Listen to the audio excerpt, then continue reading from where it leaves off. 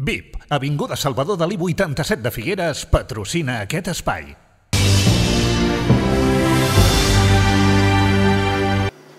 El Figueres ha pogut solventar un complicat encontre davant del Farners per la mínima en una tarda de futbol poc atractiu i imprecís.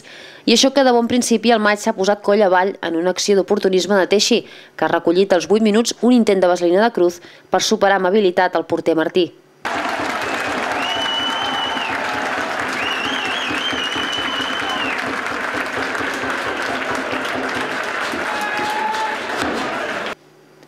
A partir d'aquí molts dubtes i poc futbol al municipal figuerenc.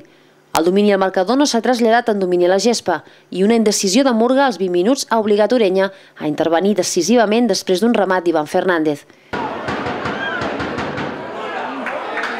Malgrat tot, Teixi podia haver deixat mig sentenciat el partit si hagués aprofitat una jugada d'estratègia que ha rematat de cap fregant el travesser als 26 minuts. El Farners ha respost al cop amb 3 consecutius, un xut massa creuat de Riqui, una falta del mateix jugador que ha hagut de desviar el Forcea i la més clara de la primera part, un xut de Casas al minut 33 amb una jugada individual que ha sortit fregant el pal amb Orenya ja batut.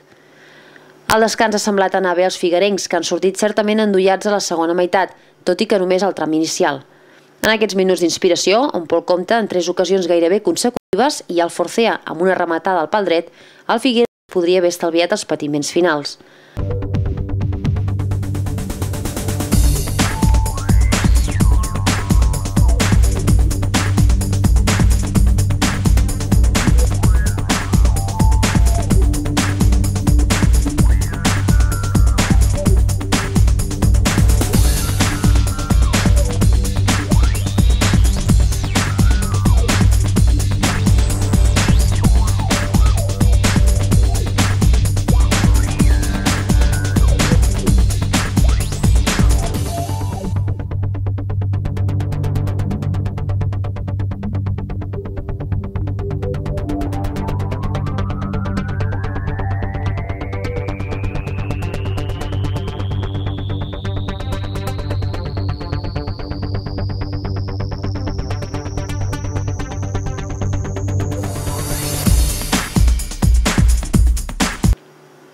El Farners, que ha sortit viu d'aquest tram de partit, ha tingut en temps de descompte la seva gran ocasió.